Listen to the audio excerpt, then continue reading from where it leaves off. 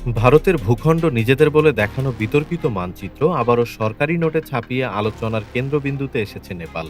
বৃহস্পতিবার নেপাল রাষ্ট্র ব্যাংক ১০০ নেপালি রুপির নতুন নোট প্রকাশ করেছে, যেখানে লিপুলেখ, লিম্পিয়াধুরা ও কালাপানি অঞ্চলকে নেপালের অংশ হিসেবে দেখানো হয়েছে। এই মানচিত্রটি প্রথম তৈরি করেছিল কেপি শর্মা ওলির সরকারের আমলে ২০২০ সালে এবং পরে সংসদেও অনুমোদন পায়। গত বছরও একই মানচিত্র সহ নোট ছাপানো নিয়ে ভারত আপত্তি জানিয়েছিল।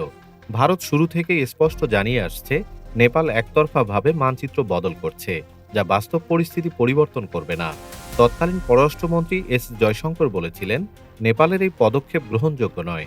ওলি সরকারের পতনের পর অন্তর্বর্তী সরকার দায়িত্ব নিলেও নতুন নোটে পুরনো মানচিত্র রাখা হওয়ায় বিতর্ক আবারও উস্কে উঠেছে।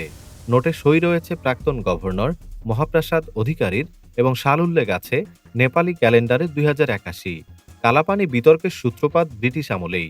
১৮১৬ সালের সুগৌলি সন্ধিকে কেন্দ্র করে কালী নদীর উৎসস্থল নিয়ে দুই দেশের দাবি দেওয়ায় আজও অচল অবস্থা। নেপাল সাম্প্রতিক মাসগুলোতেও ওই অঞ্চলকে নিজেদের অবিচ্ছেদ্য অংশ বলে দাবি করে ভারতের রাস্তা নির্মাণ ও বাণিজ্য প্রকল্পে আপত্তি জানিয়েছে।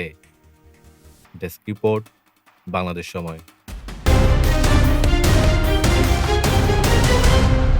বাংলাদেশ সময়, সবার আগে দেশ।